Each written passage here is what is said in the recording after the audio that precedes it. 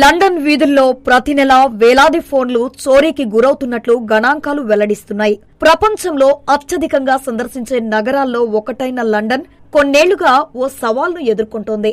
అంతర్జాతీయ సందర్శకులు, వ్యాపారవేత్తల పర్యటనలు, షాపింగ్లతో బిజీగా ఉండే ఈ నగర వీధుల్లో మొబైల్ దొంగతనాలు ఇటీవల ఎక్కువయ్యాయి. సామాన్యులు మొదలు ప్రముఖుల వరకు బాధితులుగా మారుతున్నారు. ప్రతి నెల వేలాది ఫోన్లు చోరీకి గురవుతుండడం గమనార్హం.